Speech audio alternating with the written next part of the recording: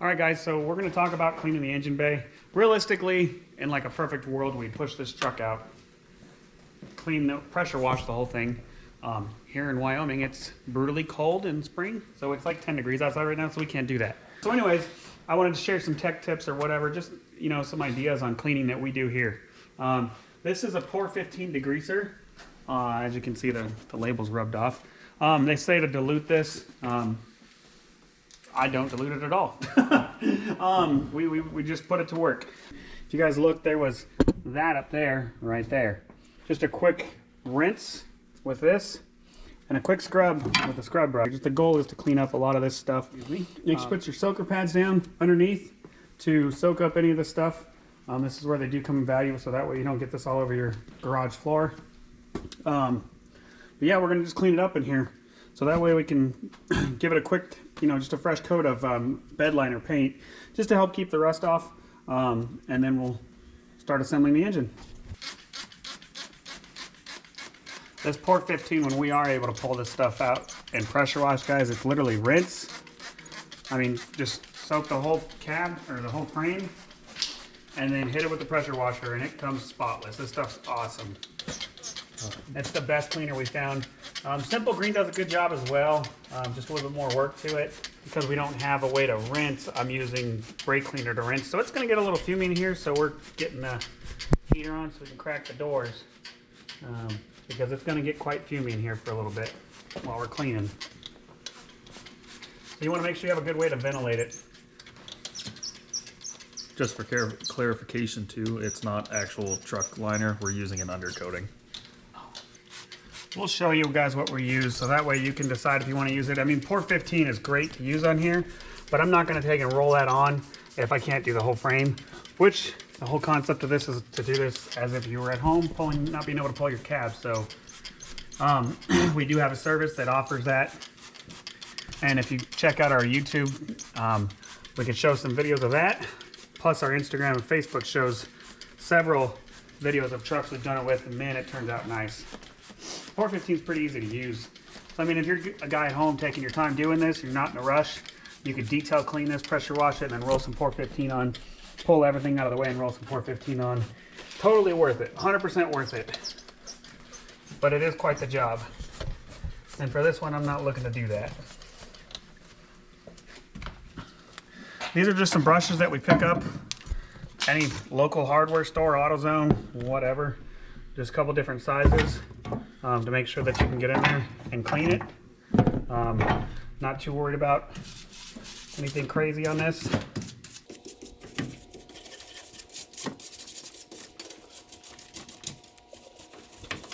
Good old 20 years of grime all over the place.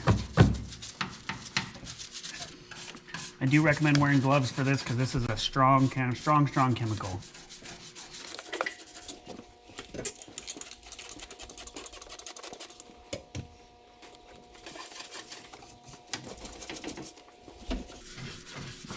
Just do this to your own like specs, your own level of what you want to see. I'm quite particular with cleaning.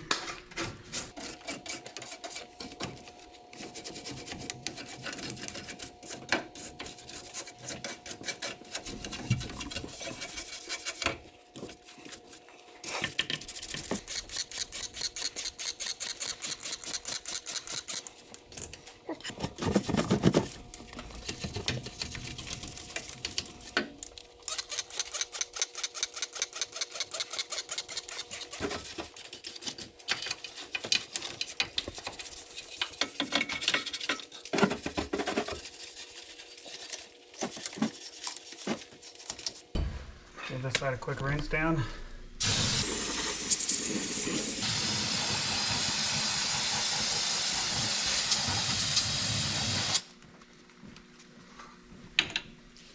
This will take a decent amount of brake clean if you're going to go this way, guys.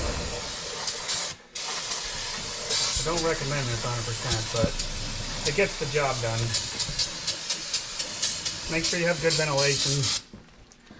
That way you're not getting too high.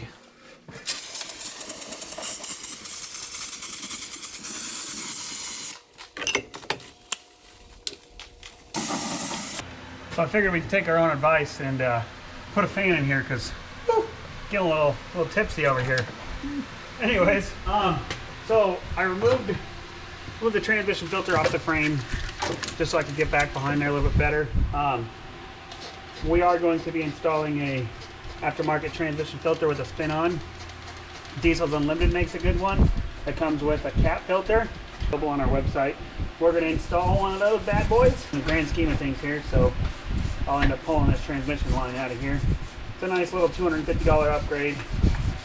It gets rid of that junk spin-on filter that Ford put on there anyways, which you don't technically need anyways, but I'm going to get it.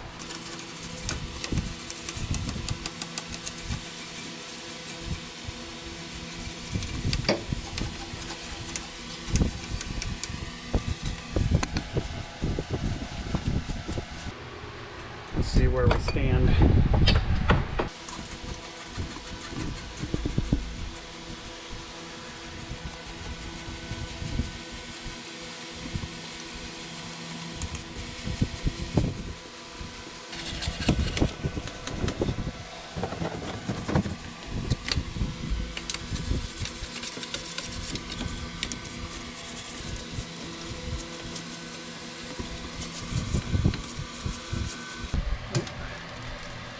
Make sure that vacuum line doesn't come disconnected.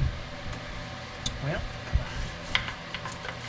put that bad boy back up. Vacuum lines do control your full drive, well, your automatic full drive.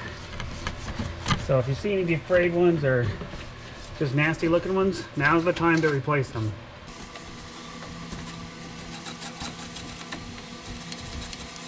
This is where we stand, and I agree. It could be better, but this is pretty dang good. We're doing the bare metal there, almost. We got all that grease and grime off, at least in this general vicinity. Once you put an engine down here, you're not going to be able to clean it anymore. So our goal was to clean it as much as possible. Now we're going to use this. This is what we use, and we've done this on a few trucks. This Rust-Oleum undercoating is what we've used on a few trucks on the frames and the engine bays, and it's held up great. Up here where we get snow, salt, sand, all that other good stuff, it's held up wonderful up here. So okay, Adam right now is spraying on that Rust-Oleum underized coating. We 100% agree that there's some spots where it's not going to stick very well because of the leftover grime, but all we're trying to do is just make this look better in here and protect anything from any rust.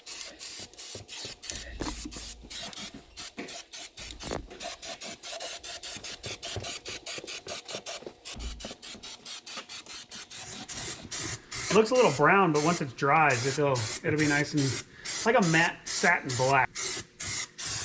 Just try to take care of the engine bay. It's one of those things.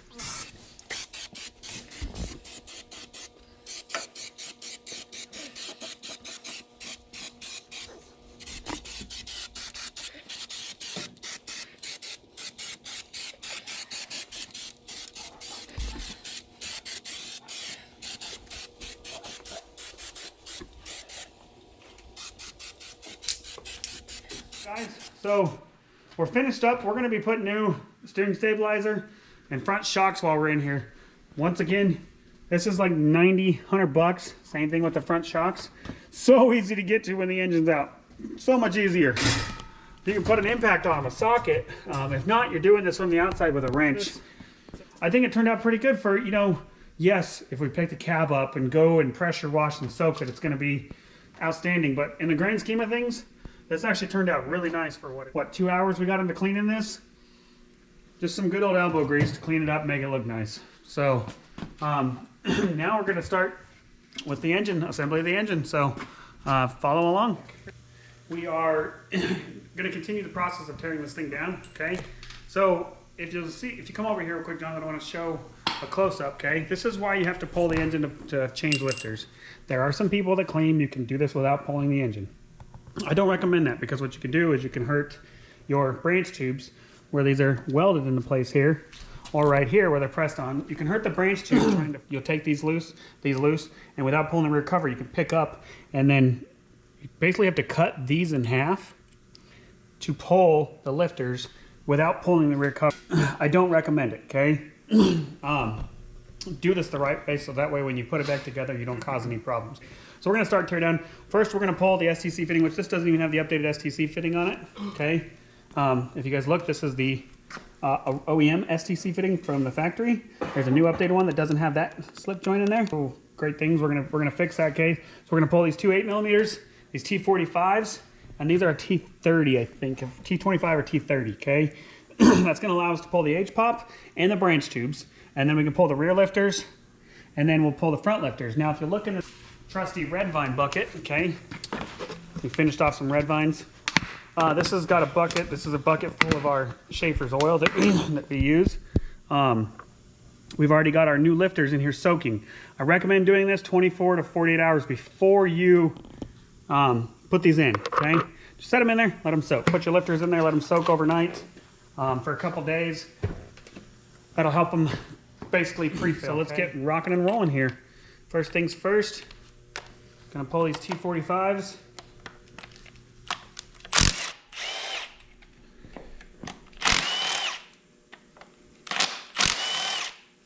Let me grab the 8mm.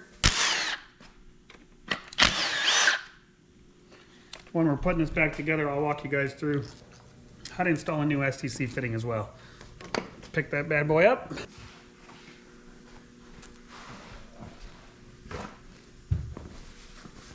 thing's pretty dirty. Okay, next we're gonna pull the branch tube. Some branch tube assemblies will have a bolt back here as well. In the earlier model years, this one doesn't. Just pull these two Torx bits right here. Slide this bad boy out. Okay, now we're going to pull those lifters out of there. We use a magnet. This makes it a little easier. You need a pair of pliers, pair of needle nose, whatever you want to do. So you'll grab the lifter tray, pull that boy out on both sides, and then these lifters are just going to go in the trash. We're going to put new lifters in this, obviously, since we're this far. So just a real quick talk about, if you remember during the first teardown video, I was talking about push rod length. Well, what happens over time, because that push rod is just a tad bit too long. Oh, this one's almost gone.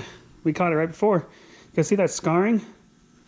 That means that this thing's dang close to being done. So, you know, it's crazy what you find when you come into here.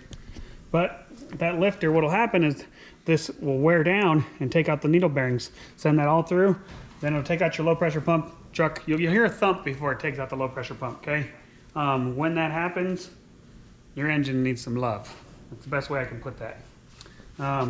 So, pretty crazy that we caught that. It's not horrible, no, but it's got some pretty decent wear on it, so it's one of those no-brainers. This is why our All In for Life kit includes new lifters and push rods to make sure that you don't come across that, because this is a big failure point in a 6.0. I can't tell you how many times I've done stud jobs for folks and the customer's like, nope, I'm gonna risk it. Then they come back and they've lost a lifter. So guess what we're doing for a second time? Tearing it all the way back down. And it's frustrating. I feel bad for the folks, but it does happen. Usually a decent rule of thumb is if you know the truck and it's been well taken care of, I've learned over the years that roughly 100 to 150,000 miles is usually a pretty safe bet that as long as when you do the stud job, you do a new set of push rods, OEM push rods, or updated chromoly push rods. Usually that's kind of like the break-off point where you can get lucky and not have to worry about hurting a lifter. Grab the 10. Okay, now we're going to pull these front ones. Go over here. Pull this one. Oh gosh. Just by looking at it, I can tell you this is also a 20mm. If you guys remember back, me talking to you previously about 20mm versus 18mm. This dowel's big enough to be a 20, which I'm going to take that out so when I clean this thing, it's out of my way. Your head stud gasket kit should come with a new dowel. But this is a 20, I can just tell that by looking at it. Just come over here.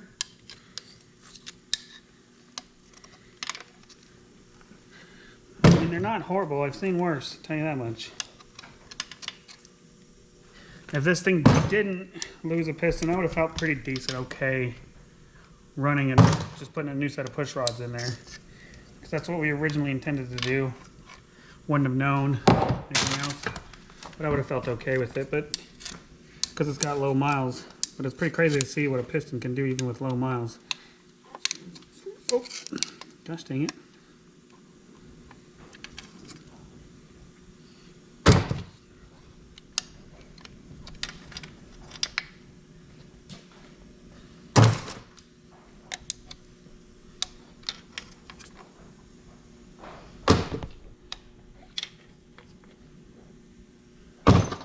Alrighty, I'm gonna grab this O-ring here just so I don't forget to change it. That one's smushed.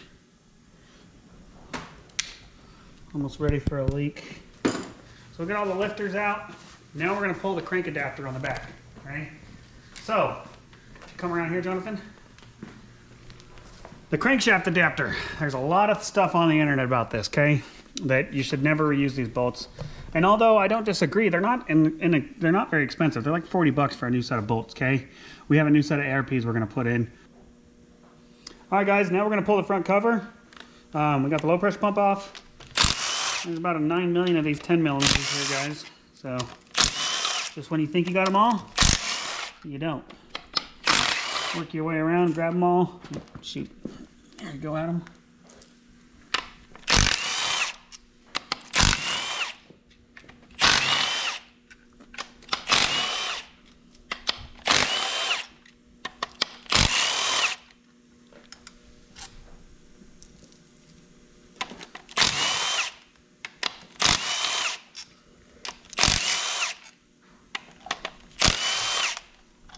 Looks like I only got one more.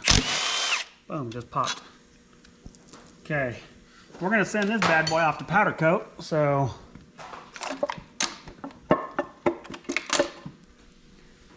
There's still some yumminess in there.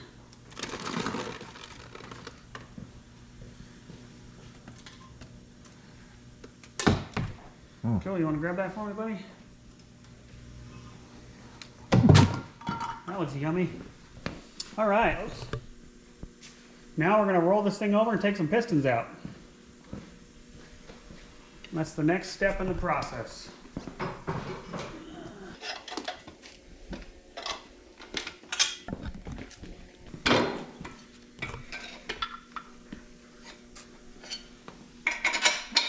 Let's start back here. Pull some pistons out. Connecting rods should be an 11. There we go.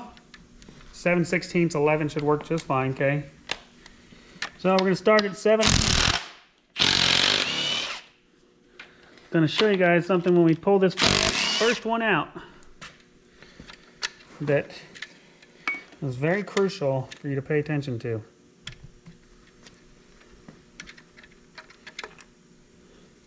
First of all, that bearing's actually in great shape, which is nice. That looks good. Cool. We're still going to rebearing it just for the heck. I mean, we have to pull pistons anyways, so I'm going to grab pry bar. Adam's ready to catch a baby.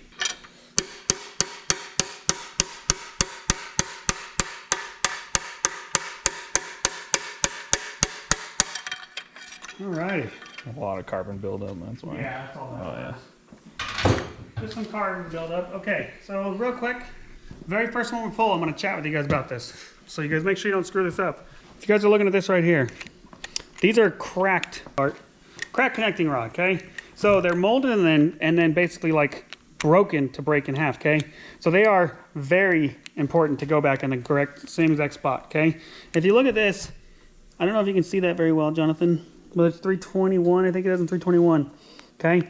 So what you want to do, of course, make sure when you put these back together, make sure you put them in the correct orientation, okay? I just take and usually what I'll do is just 1 or 2 threads back in. So when we're ready to, you know, put pistons and wrist pins and whatnot, and new bearings, I'll make sure that they go back in the correct way. So if you need a quick reference, you can usually see up in here and see what we're looking at. If you have to, you can just roll the crank to where you can see it. If you can see, there's a little bit of numbers right there. It's right on this edge. I can see it, but it's hard to see in the camera. But roll the crank orientated to where you can see what you're looking at. Very important to make sure you put it back the correct way. It's a two-step torque process. We'll talk more about that as we go along. Anyways, we're gonna get the next one going.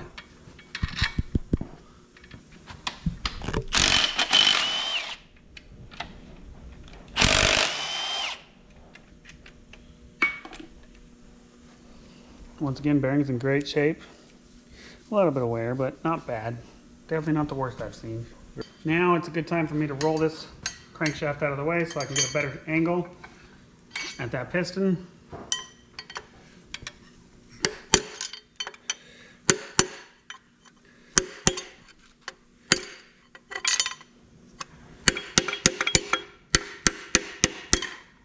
me show them where I'm trying to hit because we're going to talk about that. So basically, you guys can look at this back of this piston. You can see I'm trying to smack right there just to take it out. It's not going to be reused anyways. Alrighty guys, now we're going to pull the bed plate. In a normal situation, I wouldn't do this. Those bearings are probably just fine, but we're going to do it just to show you guys how to do it, okay? So first things first, there's always 10 millimeters on the side over here.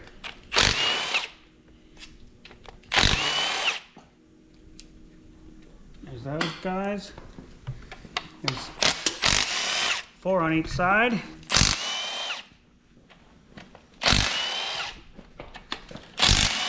This is a high prone to leak area as well, so when we go back together, we'll make sure, I'll show you guys where we put some RTV just to help it seal. Now we're going to pull these bad boys.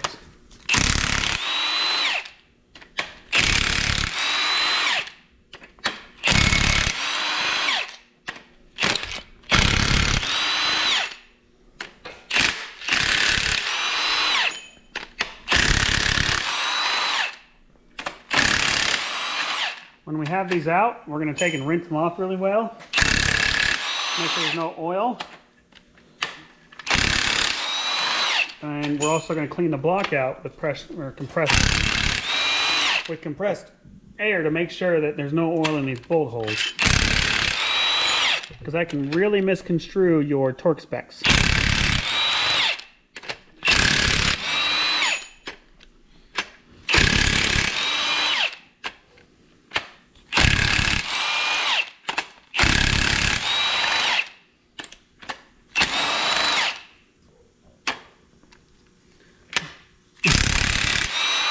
Wasn't supposed to be that loose, guys. Sure, you guys that are watching this will see how quick this guy came out. We just loosened it to make sure the battery was good enough. That's right, that is the one you tested with the battery, huh? Okay. Alrighty. So there's basically like, I think it's 4. You can't see the other 2, but you can see these 2 over here, Jonathan. These dowel guides right here. And one on the front. Let's get the hammer. Give her a quick tap around me. And then same thing in the back.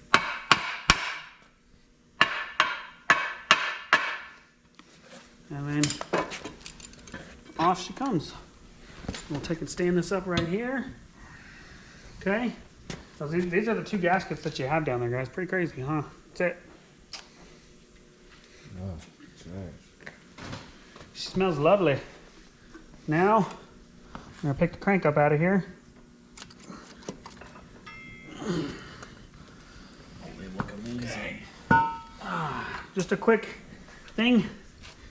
These all look great, guys. If you had any scoring here, I'd recommend taking this to a machine shop, okay? Any scoring on your mains, okay? Any of that, I would take it to a machine shop. Do not try to polish the crank on your own. I would not recommend that. As you're going through and pulling these bearings, I want to show you guys. So you got your normal ones here. Right here, in between cylinder 7, 8, 5, and 6, you got your thrust bearing. That's to keep the crank aligned. Make sure you remember where that goes. If you can't remember, just set it to the side so you don't forget. Just to be smart about it. Now what we'll do is we'll just take and wipe all this down with some blue towels, with some very clean, okay? I'm gonna grab some compressed air and we're gonna blow out in these holes and then we're gonna clean this up and then start reassembly on this thing, okay? We're all torn down, so that part is good right there. Now's a good time to clean. That's kind of what where I'd be at. That's what we're gonna be working on next. Quick, let me show them a quick. This is what you'll do with the compressed air. You can buy this at any of your local Harbor Freights, okay? What I recommend doing, put this in here, put a rag over it. Do that on every hole. See how some more comes up? Do that until you got pretty much all of it out of there. If you got to shoot some brake clean down in there, shoot some brake clean down in there to clean it out. You're just trying to make sure that's a nice clean area for the bolt to torque properly onto. And then we're going to go back together with this. So this is going to be the most controversial thing we're going to talk about today. Okay? I'm going to be told by several different guys who have done this, for years that I'm not doing it the way that they would do it, and that's totally fine. I've done lots of these stud jobs and had great success over the years. Nobody's perfect. If anybody ever tells you they are, laugh at them and walk away. Ultimately, the goal here, you're not going to make this block any flatter than a machine would. That's not your goal. Your goal is to clean. There's a couple different ways this can happen. This is a green roll lock and a yellow roll lock disc. These can be found at your local Fastenal cleaning supply place. These do a great job. The key is to make sure that when you're here, you don't stay there for too long. All you're trying to do is clean. There's a lot of grease on there. I didn't hit it with any brake clean first. The other option that there is, that folks have done and talked about, is using sandpaper. Now this is a very fine sandpaper. It's all I had available at the moment. Usually you start around 300 and work your way up to a 1500 grit. You're not trying to make this a mirror finish. That is not what you're trying to do. You're trying to clean. And when we're done cleaning, I'll show you guys what we're after. Then there's also this option, and this is probably the most popular way that folks talk about. I got a new stone for this. You got your two different grits, and you're just working down as you go. What you would do is you would soak this in some WD-40 and then clean. Soak it in some WD-40, clean. Your goal is to clean. Your goal is to not be flat, because you're not going to make this any flatter than a machine's going to. And if you want it to be flat, then you need to pull your pistons, you need to take them to the machine shop, deck them 10,000s, and have them deck this 5,000s, 10,000. That's going to be the only way you're going to make sure that this is 100% fresh surface, okay? And even then it won't look clean. It'll have your machining marks in it, okay? So I just wanted to chat with that real quick. This is a carbide stone. So you would just work your way around. Another way to kind of do it safely is to go backwards, okay? This is going to pull all that big stuff off. You just don't want to mar the block. You don't want to cut the block, essentially. You don't want to hurt any of the edges. There are quite a few different videos on the good old YouTube about this. Diesel Tech Ron, bless his heart, just in peace, he talks about this. A couple other, big YouTubers that do this on YouTube for a living talk about doing this, okay? Talk about cleaning this block. What I suggest you do is maybe watch my video, obviously, and then, of course, maybe watch their videos. Find a way that you feel comfortable with that you can easily access in your local area, and your goal is to clean this. And then just clean it. You're not going to get the imperfections in the block, the casting marks out. You're going to see those as we go through this, okay? That's not your goal. Your goal is just to get it as clean as you can, but you don't want a mirror finish either, because a mirror finish is not going to seal well. Generally what we do in my shop is we use the scraping block to go around and get the big stuff, then we use a roll lock disc to go around and clean, or we'll use the sanding stone, which I want to say that side is we'll use the sanding stone with some WD-40 on it and kind of just work it in there. I still got a lot more cleaning to do, but just to give you guys a quick example of what you would do. The roll lock disc just makes it faster. Find one that makes you comfortable, whatever you're comfortable with. If you like the roll lock, just be cautious to make sure you don't spend a whole bunch of time on one spot, okay? Plastic's not gonna take rubber or take metal away. You're not trying to take any metal away from this surface. All you're trying to do is clean it. We're gonna clean the whole top of this thing right now, and then we'll come back and show you kind of what we're looking for.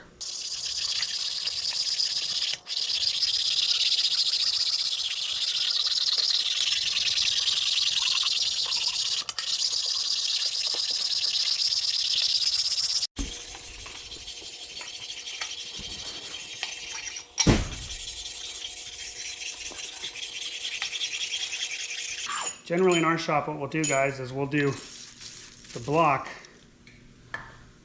around the cylinder wall.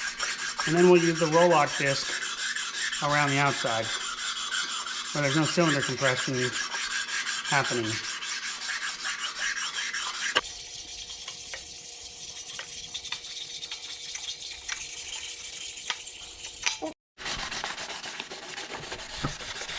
Now, guys, I'm using this to clean up around the edges in between. Just get some more finer detail cleaning done.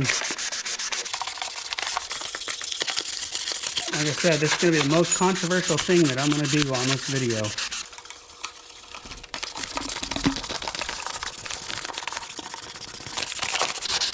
You're not going to take metal off with your fingers doing this, especially with a fine grit sandpaper. There's some people that say use Scotch-Brite. I've seen Scotch-Brite scratch, but I don't like to use Scotch-Brite. So now that we've kind of got this side ready to go, like I want to state is it's going to be the most controversial thing that you're going to have anything happen. There's going to be a ring of carbon around the top of here. Don't worry so much about that. That's normal. If you look, this is the cylinder that had that chewed up piston. If you can see, there's no major wear and tear. I can't catch my fingernail on anything in here. So I'm not too worried about it. Just take and clean it out. Wipe it down pretty good with some brake clean and whatnot. Send it. Now, this right here, pretty much, I guess you could say kind of what you're looking for. It's clean. I could be a little more detailed. Basically, if you look, as you go down, you're taking off the cleaning. You can see some of the, you can start to see the marks of the machining, the original machining from OEM Ford on here, okay? That's kind of what you're trying to look for. That's when you know that you're at the right spot. You're good to go. Nice and clean, not a mirror finish. I cannot stress that enough. You're not looking for mirror. You're looking for clean. To give you an idea, this is kind of what it needs to look like compared to the last one. Give it a quick rinse and a wipe. And then what we're gonna do is we're gonna finish cleaning this stuff up here.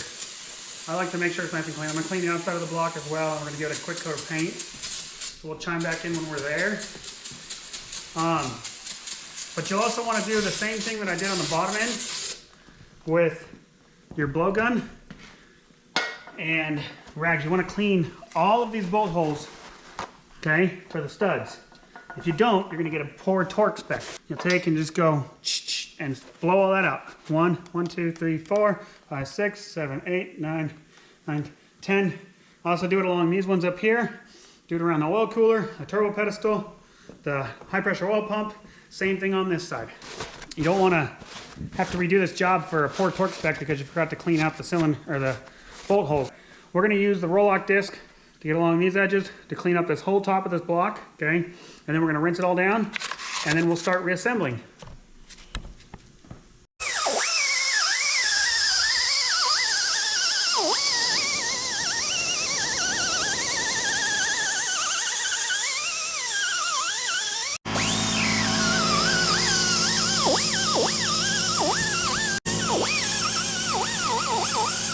Now really, this is not necessary. There's no gaskets right here. I just don't like it when it's dirty. That's my own opinion. Okay, this gasket sealing surface, this one for your oil cooler, your front cover, okay? Those are the gasket sealing surfaces that you really want to worry about. I'm cleaning this because I can't stand it when it's dirty. Just working on cleaning the block right now, okay? Cleaned with roll-lock the disc. I'll clean up the front cover areas where there's coolant, the rear cover areas. I've cleaned along the top of the block. We've got the head surface clean. Now we're gonna go through and do the final detail. So when you're doing this, you're gonna get a lot of junk spread out throughout. You wanna take a can of brake clean and rinse down all the way down where your lifters go, okay? On both sides. You wanna rinse off around here, of course, okay? Rinse off your cam bearings, and then let's not forget your high pressure oil pump galley, okay? This is why. I just got done spraying through there before I turned on camera. This came out of that galley. That goes into your high pressure oil system. You're gonna stop up your IPR in a heartbeat. Lovely geyser coming out of the back. You wanna spray right through there until it comes out nice and clean. And then what you'll do, you'll grab your air and you'll do the same thing through there.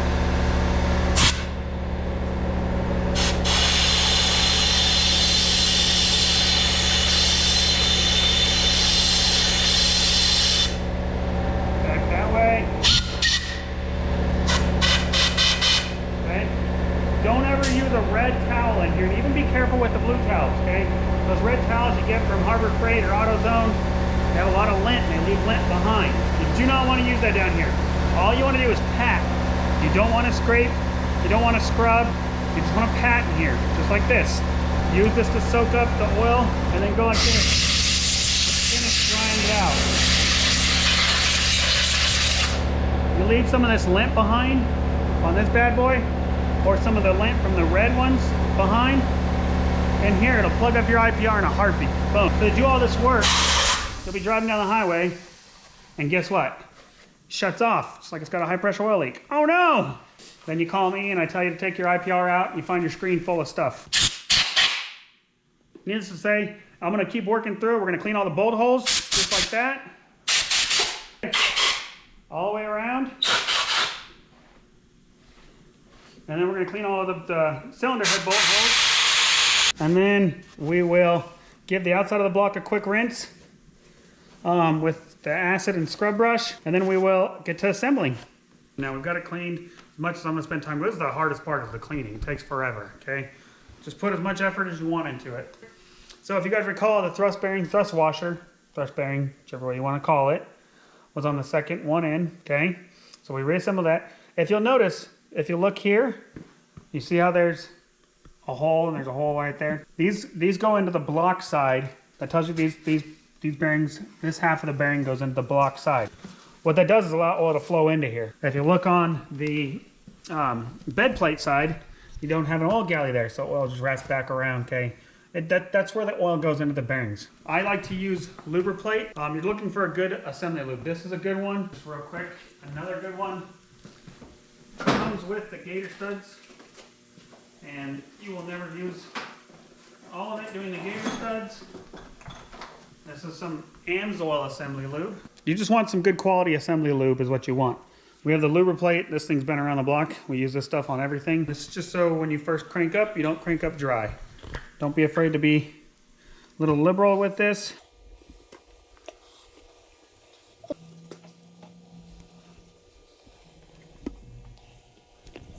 You know, one thing I will say is I'd recommend is, I'm pretty certain you have it listed on that website. If you don't, we do sell it, but grab yourself the Haynes manual before you get to doing this.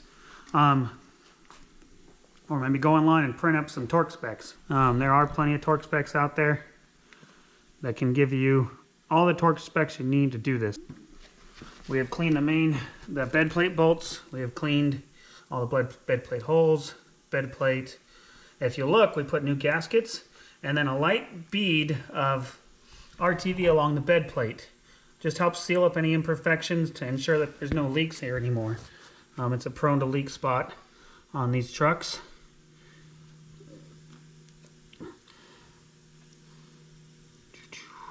If you look, there's a groove that tells you which way these bad boys go. See the groove right there? And you want them to be flush in here. They'll get flush on their own when you torque it as well, but just perfection, I guess. Don't be afraid to be liberal with this stuff.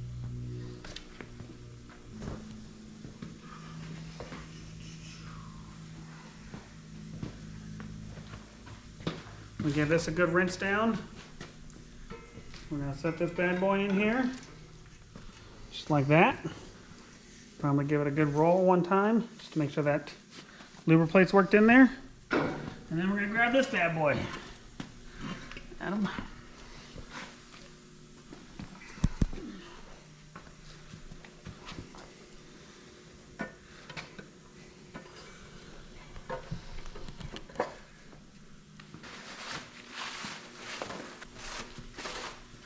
Okay, so I've got the manual on my phone. For those of you looking for this, I don't know if it wants to zoom in for me. Doesn't want to zoom anymore. Okay, it's already all the way zoomed in. So here is your bed plate torque specs, okay? 1, 2, 3, 4, 5, 6, 7, 8, 9, 10, 11, 12, 13, 14, 15, 16, 17, 18, 19, 20. Torque spec 1, number 1, you're going to go to 110 foot-pounds. Number 2, you're going to go to 130. Number 3, you're going to go, final step, you're going to go to 170, okay? So we're gonna get to work on doing that. I'm gonna start threading these bad boys in there. Something I did forget to mention when we were taking this apart is there are 2 different sizes. Clearly you'll be able to tell which one goes where. The shorter one goes on the outside. If you guys look, there's a short and a long one right there. Okay.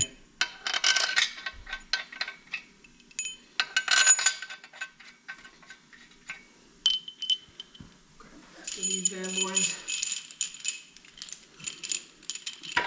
So we keep going.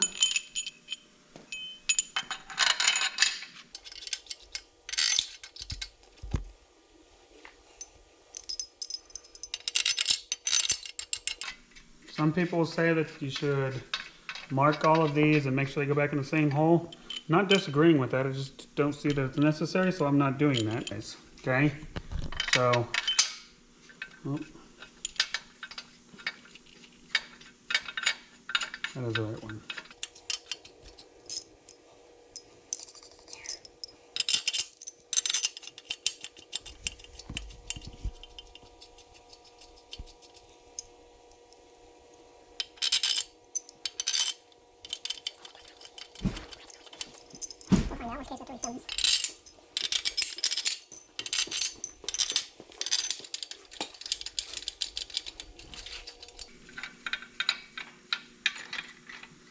And I'm going to take my handy dandy impact, put it on number 1, and just work my way through just to make this a little faster.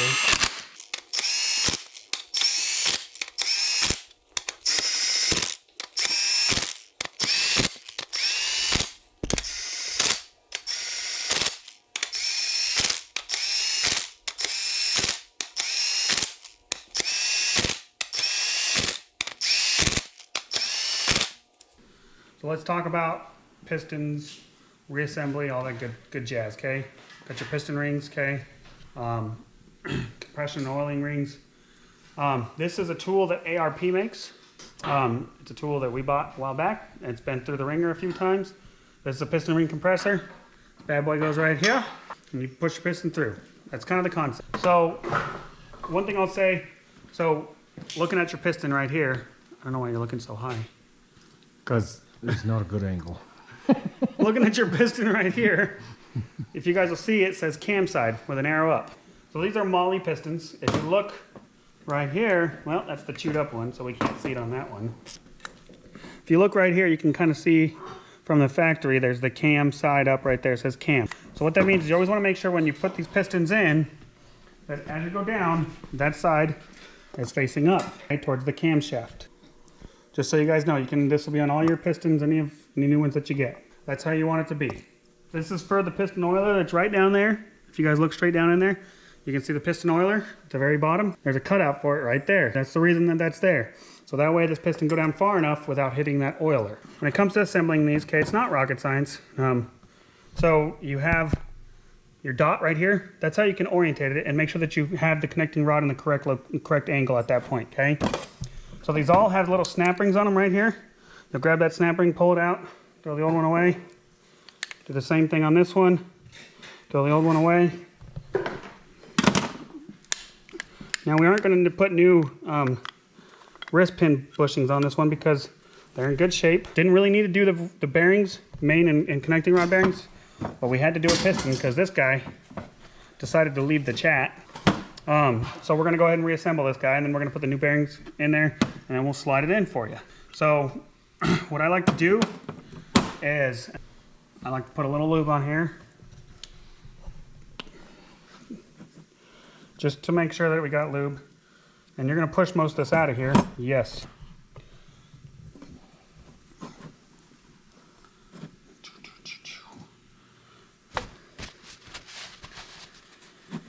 Anyways, so we'll start getting this sliding in there and get it towards about right there. And then we'll take our connecting rod. I'm gonna wipe it down. Put a little lube in here, luber plate, and we will put this in there. Now, if you have to replace your wrist pin bushings, those can be kind of a butt head. Most likely, if you don't have the right pressure, you're gonna have to take it to a machine shop.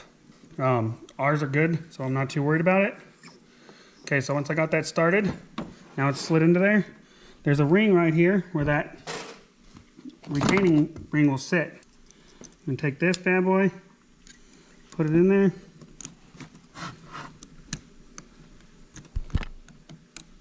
And then we'll take and push this back the other way, lay it over on its side, and just give it a quick push. And we'll take this guy. Can you grab that snap ring? And make sure it seats in there. Now that one's ready to go back in. Well, once we put a new, so we're gonna take and put our new connecting rod bearings on. Flip these over. Pop this bad boy out. Pop this bad boy out.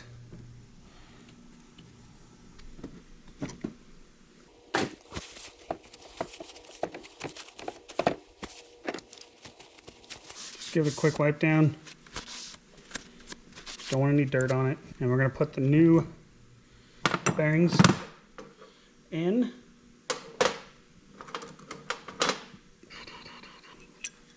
So you can see how it says standard on there. STD equals standard. Now, if you look, there's a groove right there. Got your groove over here. You'll go like that. Get it lined up.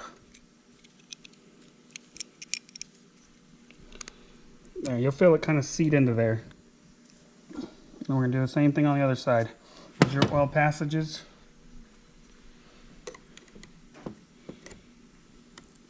There we go. Now we're going to take and put a little lube on this guy.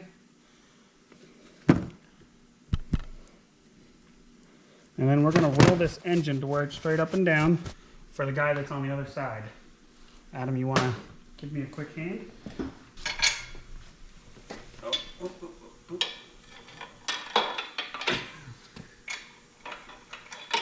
Let me grab the bar.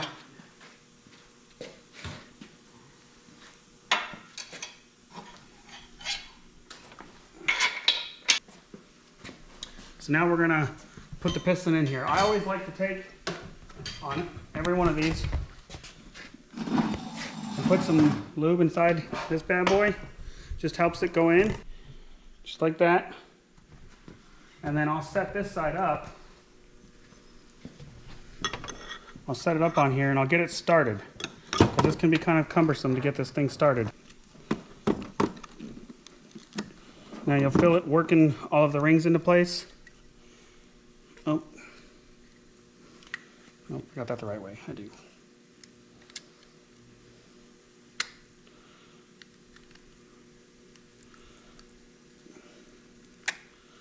Might take a few tries to get it all lined up, okay?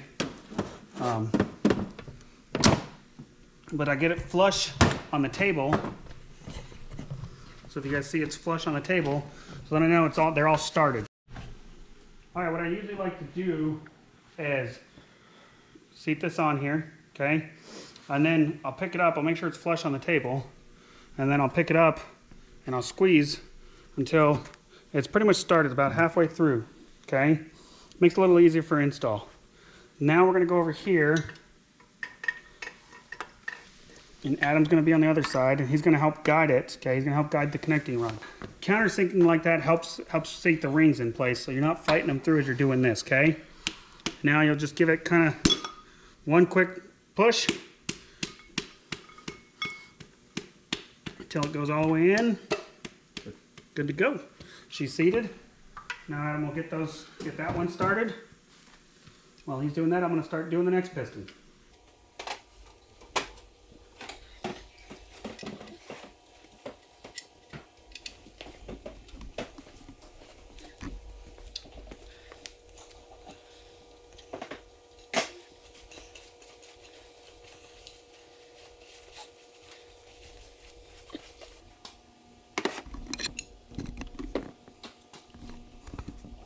Get this bad boy started in there.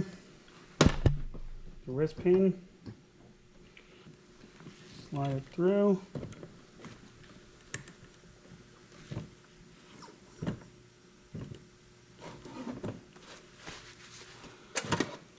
Put my snap ring in on one side and do the other side.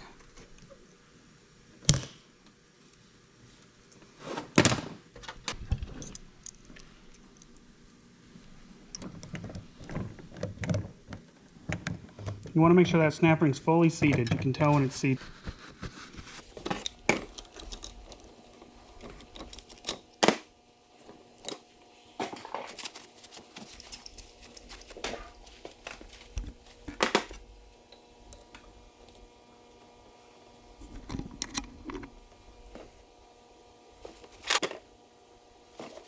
No problem.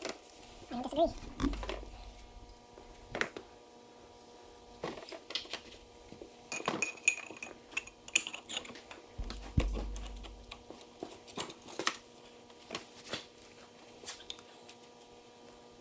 Cam side up towards the camshaft on this side.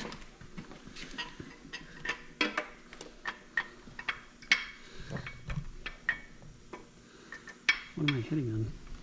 You're hitting the top of the crank. Can you roll the crank? I'll reach up in there.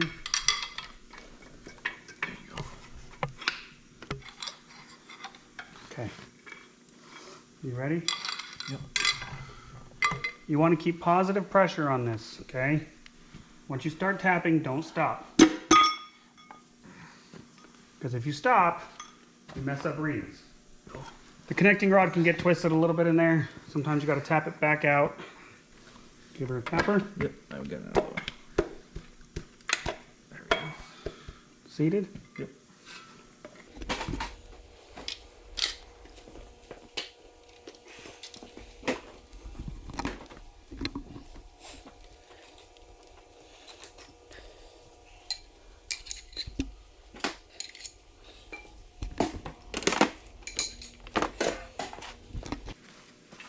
I'm doing it one by one so I don't screw up.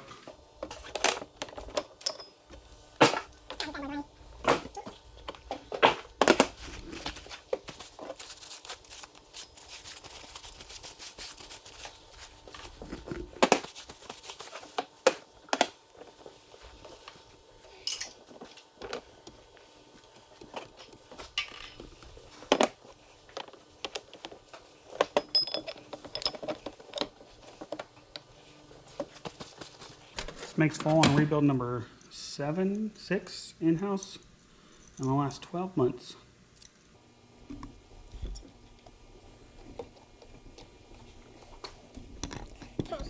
Get a new.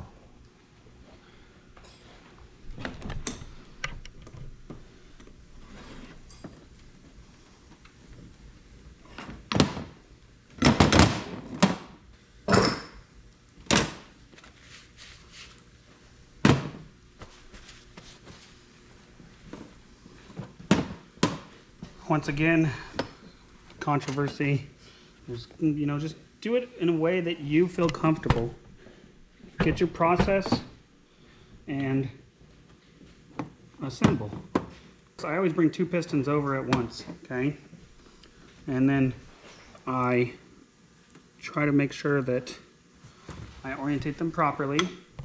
That's just so I don't make a mistake going back together, because the last thing I want is for all this hard work, even on my personal truck or a customer's truck, to go to waste, whether I have to warranty it or not. If you guys were doing this at home, you would want the same thing. So just take your time, make sure that everything seats properly, make sure that you have the pistons oriented properly. Just good practice to take it nice and slow.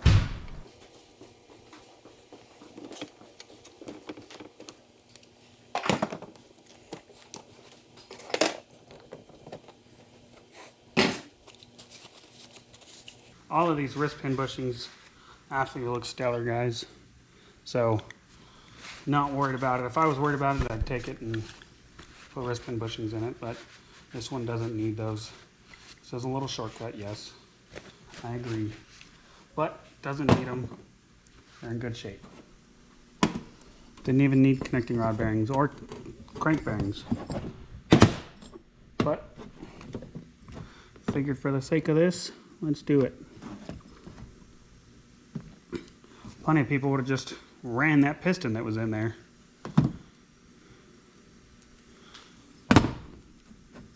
Not me personally. I'd rather put new pistons and rings and just re-ring it, re-bearing it. It'd be worth it.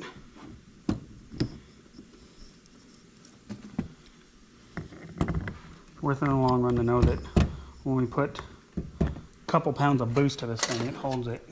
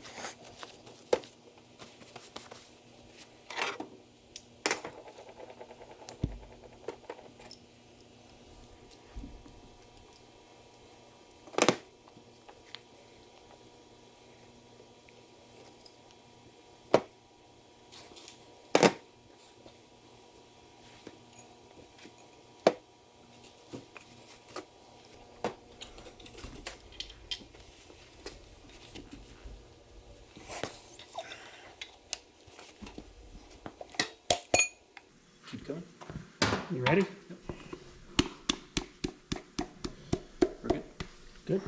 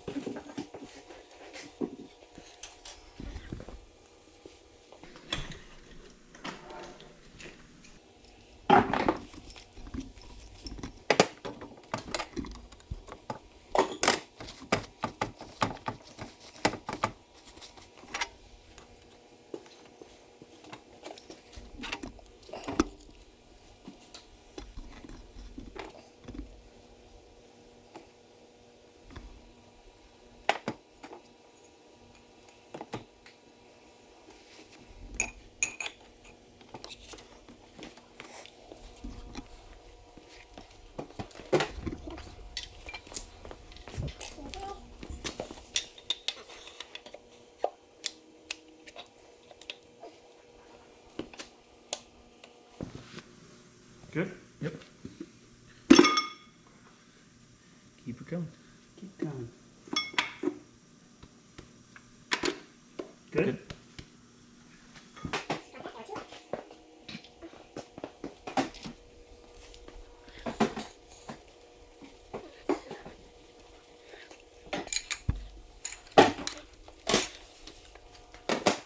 The very last piston, guys. Ready? Yep. You ready, Adam? Yep. Yep, go ahead. There we go. Okay. We're good.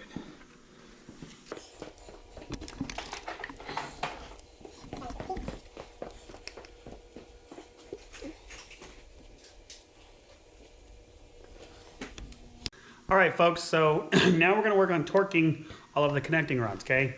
Adam finger tightened them all the way up as we were going through, okay? And installing the pistons. Now we're gonna go through and torque them all. The torque process is 33 on the first one, okay? So you're gonna do 33 foot-pounds, roll over the crank until you get all of them done, okay? And then you'll come back through and do 50 foot-pounds, okay? Roll the crank as you go, and then one final rotation when you're done. It's gonna be snug. You don't want it to be, it should roll over, obviously. If it's not rolling over, that means you have one of these cracked connecting rods backwards. So we're gonna get started on that. We're gonna start back here because it's the easiest accessible one. Gonna go to 33.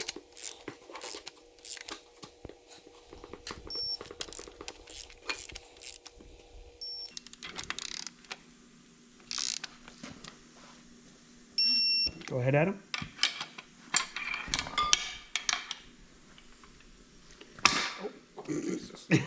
Watch out. I was wondering when you were going to notice that. Okay.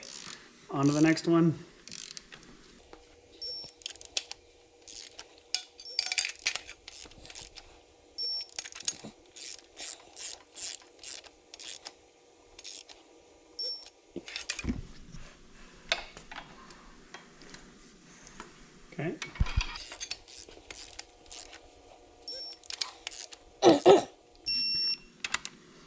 There really is no torque sequence here. We just go from back to front. And then once we get the front done to 33, we'll start from back to front again, all the way down to 50.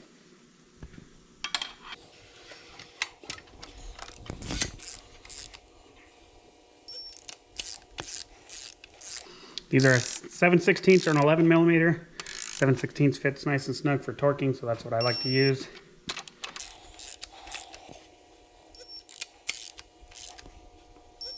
All right, we're all the way through. Adam's gonna roll it over and I'm gonna go back here, stop. And we're gonna do the 50 from back here forward. 50 is final torque spec.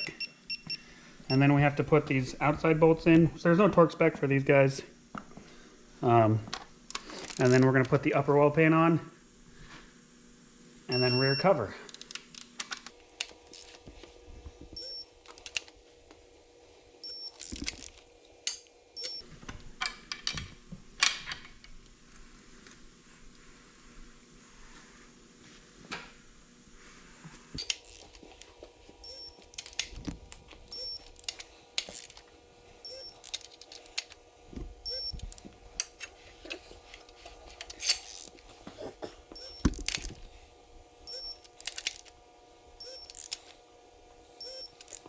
A little bit over there, but should be fine. All right. There.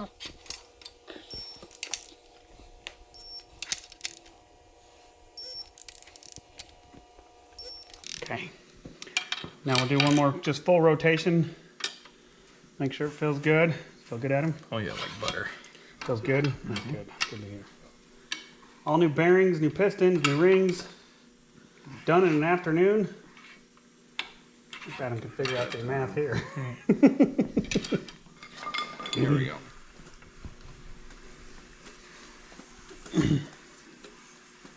Sounds nice and good. We're good to go. Yep, so just so you guys know, there are different sizes of these piston ring compressors based on the size of your engine. 3.740 is for your standard size, okay? We have these available on our website, ranging from standard up to, I think, 40 thousandths for 6.0, 6.4, 6.7. We have them all available, okay? And if a guy really wants ARP connecting rod bolts, ARP main studs, we have that as well. For this build, we don't need that, so there's no point in doing it. Is it a bad thing to do? No. Is it necessary on every build? No. These guys, there's really no torque spec. I think Ford manual says for an I think this is an M8 bolt or an M6. I think it states right around 20 foot-pounds or something like that. Honestly, tighten it down until it feels right. That's pretty much all I ever do with it. You can go through and torque them all to like 25, and it's usually a pretty safe number, you know? Go ahead and get all those tightened real quick, Adam.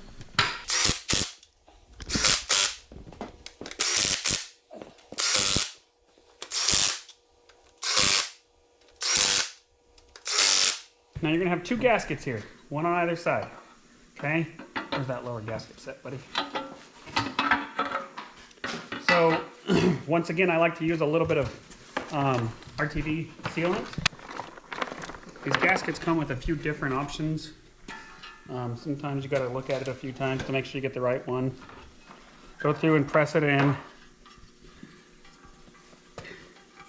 Looks like I picked the first one first time.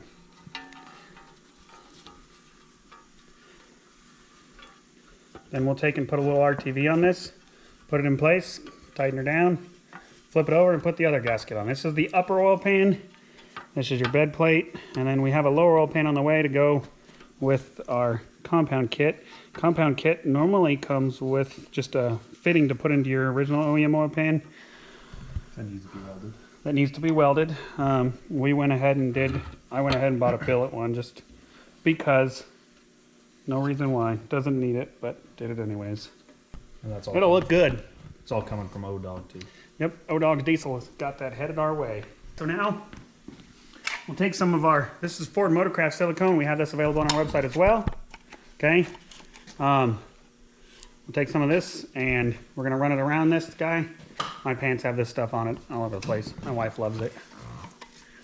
We're just gonna take and put just a little bit, just a small bead. And then I'll run back through with my fingers. This is just to help any imperfections. Okay?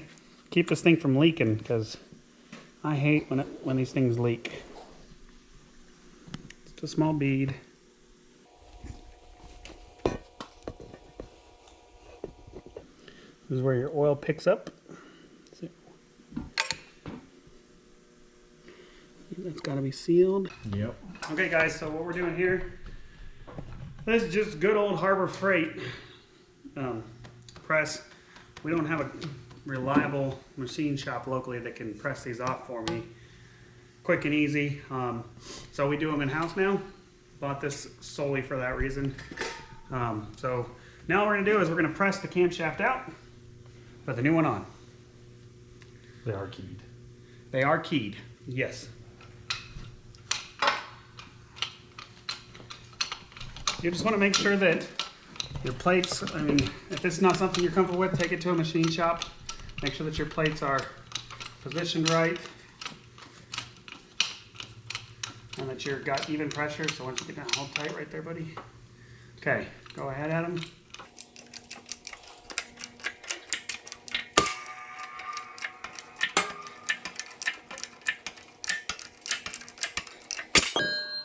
There we go. That easy. That easy. Now we're going to use that new Powerstroke Products camshaft, and we're going to press that bad boy in there. You want to make sure that you do not forget to put this retainer back in there. We've never forgotten. I'm just saying, don't forget. Probably not a bad idea to lube that guy up a little bit before you put it in there. Hang on one second, buddy. See right there, there's the key part of it. There are some people that say you need to weld these. I don't weld it because it doesn't need it. So now we need to get readjusted to press this bad boy on.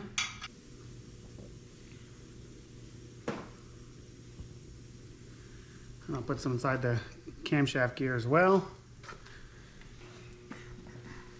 Okay.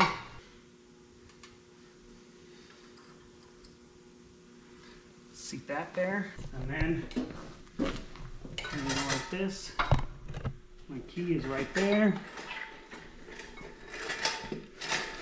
Okay. Also make sure that you orientate this the right way. Paint on there, obviously. So you want that sticking out. Okay.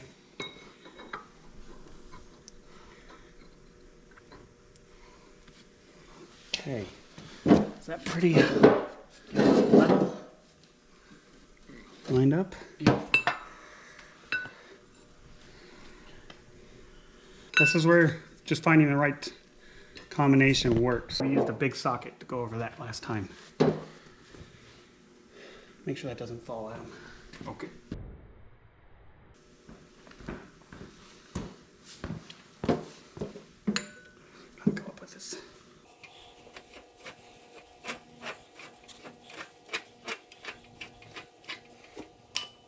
Still a little more. Okay. Center that bad boy. Adam, you're going to want to scoot the camshaft a little bit that way. Get it as centered as possible. You just want to make sure it's as centered as possible. Now we're going to press it back on. Are we good? Yep. Doing good? Yep. Good? Yep. Perfect.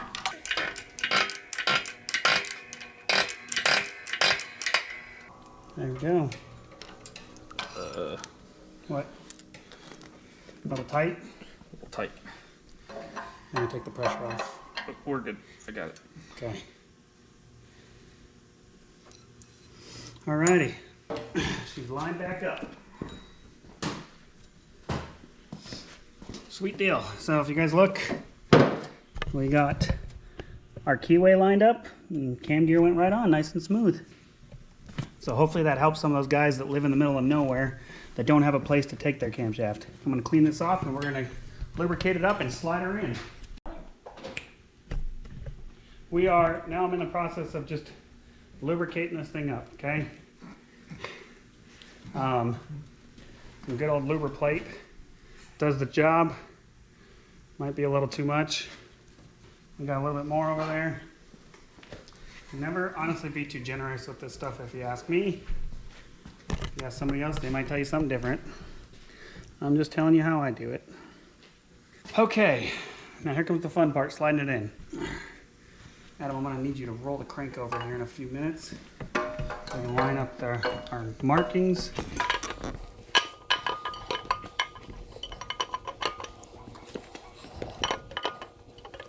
We'll get it close here in just a minute. And then... Okay, Adam, go and roll the crank over to where I tell you we're about 180 out right now. Keep going. Keep going. You're about 70 degrees away. Keep going. A little bit more. Right there. Oh, a little bit too fast. Go backwards just a little bit. Right there.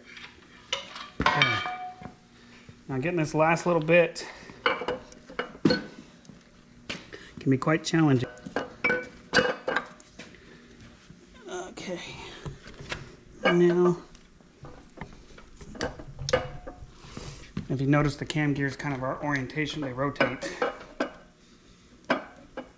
Because you're trying to line up 5 gears or 5 bearings at once. Of course, I had it right the first time, but I didn't have it lined up. Nope, one more tooth off. Okay, just real quick before I put this all back together, let's show the folks our paint marks, how they line up. We got 1, 2, 3, 4, 5. Okay, everything's lined up now. So that means you're in time. We're gonna take and put our cam gear retainers on here, and then we'll put the rear cover on. Those 2 short 13s.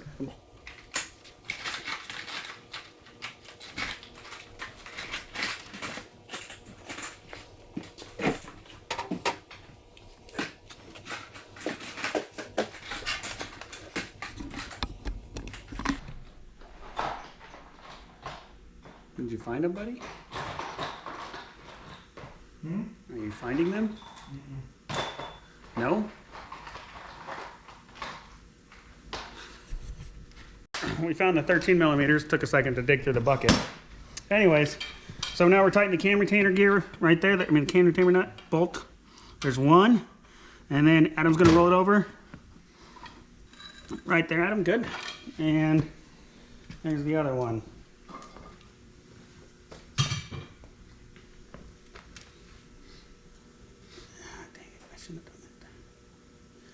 Back it up for me, Adam. Real quick, you might want to just don't tighten this all the way. Sometimes that gear, that retainer can be a little offset. That's good, buddy. Okay, go back that way, Adam. The other way. That gear can be a little offset, so that's good, buddy. That's good. That's good. Too far. Now I got this side started. I'll tighten this one. Go backwards, Adam. More forward, whatever way you were going works. Okay, right there. Alrighty. I'm gonna clean my hands real quick. Alright guys, so I kind of jumped the gun a little bit. This is the crank flange adapter. Okay. I got it started. We make sure that we put our Loctite on there. And then you go just like a tire. Okay, same concept. And you just work this on. It'll press itself on. You'll watch it press in, okay? Then you, so till it seats, and then there, and then over here,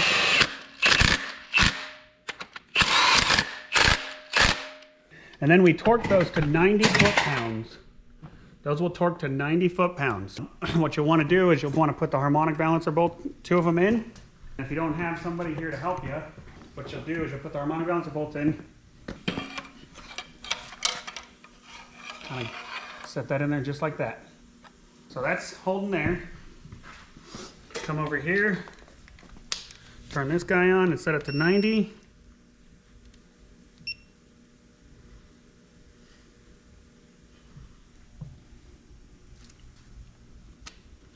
Okay, 90 foot-pounds. Now, my pry bar's holding. There we go. There we go.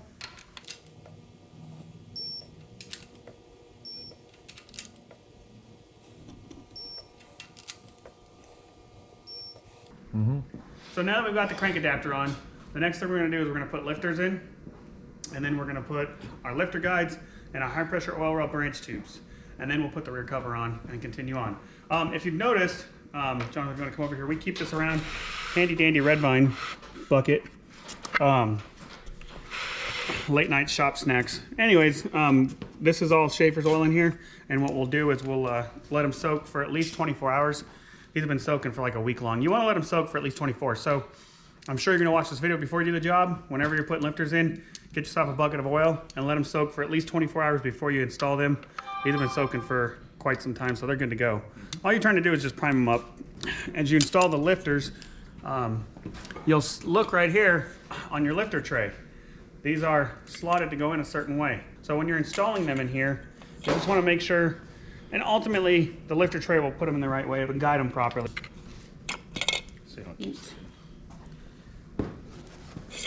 So now we're just going to go through, get all the lifters installed.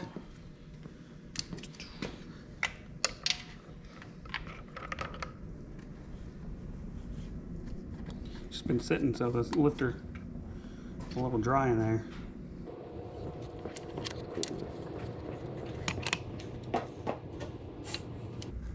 Don't worry about dropping some oil anywhere. You'll get it cleaned up.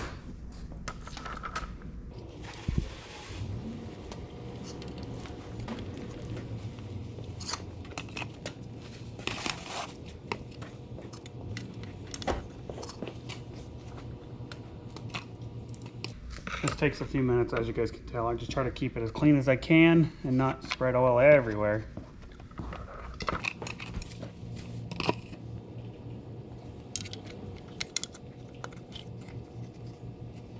Now on to the next side.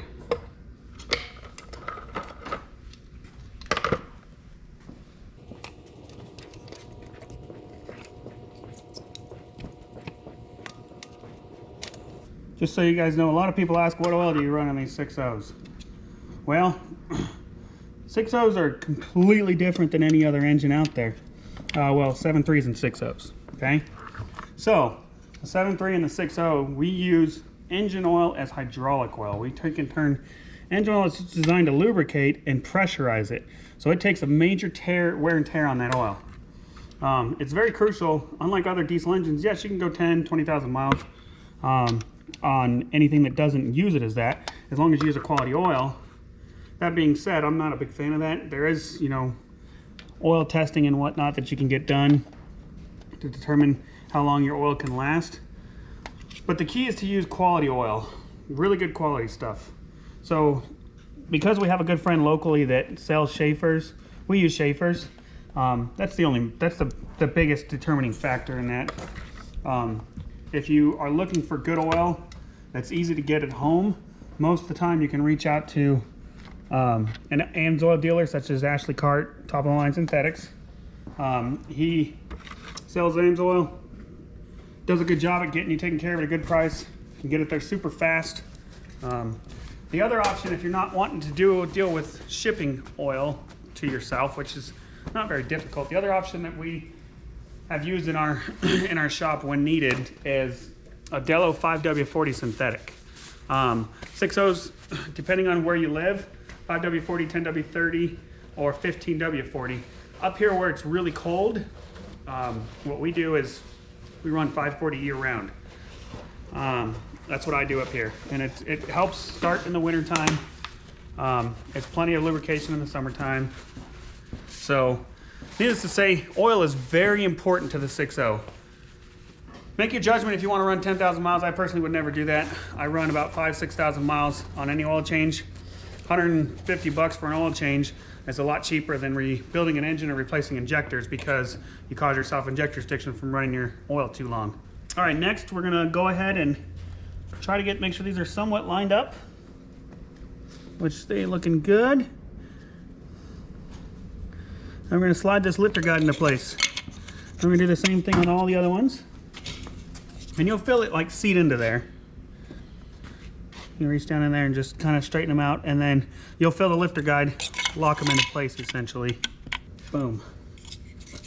And then we got this side pretty well straightened out.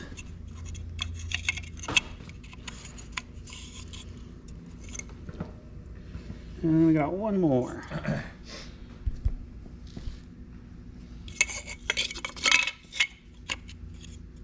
Next, we're going to put the front retaining ones in.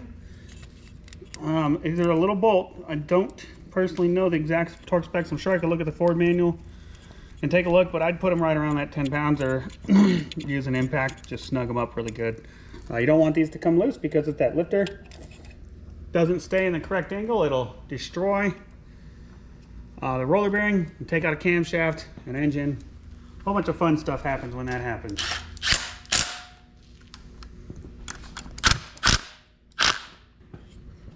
That's nice and snug. Oh, that is dripping off there. Oh, didn't even see that. Now this will go right in the back here, just like we took it apart. These are torque bits. This is a T30, and if you remember, these two are a Torx bit. And we're going to get them started. These are the retainer, plus they're your high pressure oil branch tubes.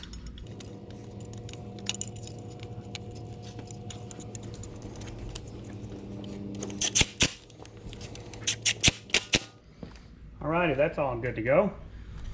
Now we're going to put the rear cover on and the rear main seal.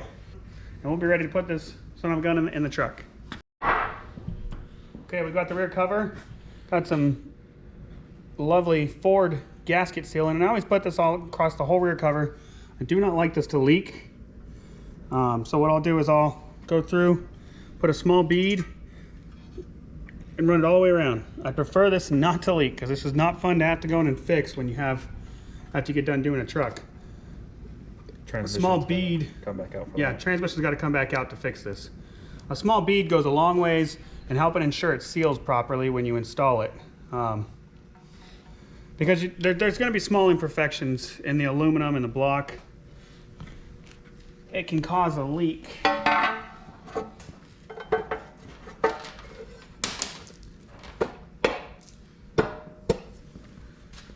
Alrighty, we got these bad boys next.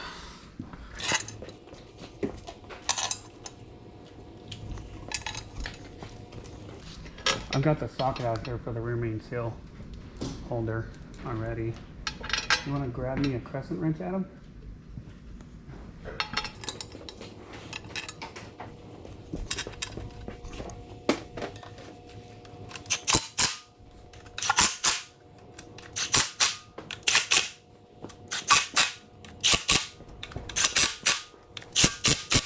Just like previously, these N6 bolts that are 10 millimeter, they're going to be in that 25-30 foot-pound range. I'm pretty confident. I've done this plenty of times with that Milwaukee tool. It's going to hold it just fine, so not too worried about that. Up next, we're going to put our rear main seal in. General rule of thumb is the cup goes inside. Okay, so we're going to slide this guy. Well, first we're going to put our tool on. This tool costs about 200 bucks, and it makes this job so much easier. I understand if you're looking to do this job for one time, it's pretty hard to buy it. I think there's a few places online that rent them out, or your local auto parts store. But this is specifically designed for the 6.0, 6.4, and it makes the job of installing the rear main seal. There's the dowel pin right there, goes right into that guide. Oop. And then you install these Allen heads right into the crank adapter. Give those a quick snug. And then we will slide our rear main into place. And the rear main tool is going to press the speedy sleeve into place while pressing the seal in. Most rear main seal kits come with the adapter for the tool. So this adapter basically lets you know when to stop because it'll get flush up against the rear cover. So we're going to slide that guy on.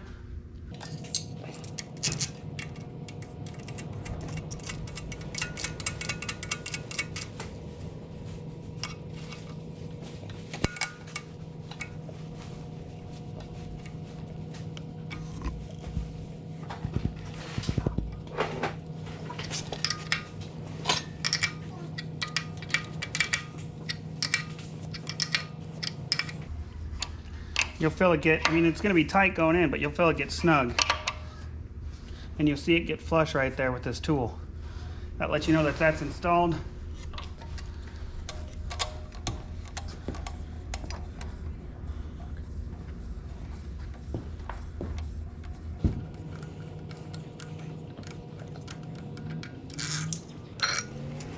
Okay, now we're gonna pull this guy out.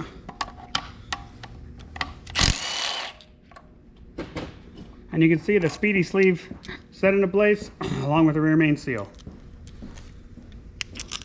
The speedy sleeve just to help fix any imperfections in the crank adapter, make sure it seals properly. So it's got a clean surface, so the rear main seal's got a clean surface to ride on is all it is. If you recall earlier in the video, we took the one off the front with the grinder. There's one in the front seal and the rear seal.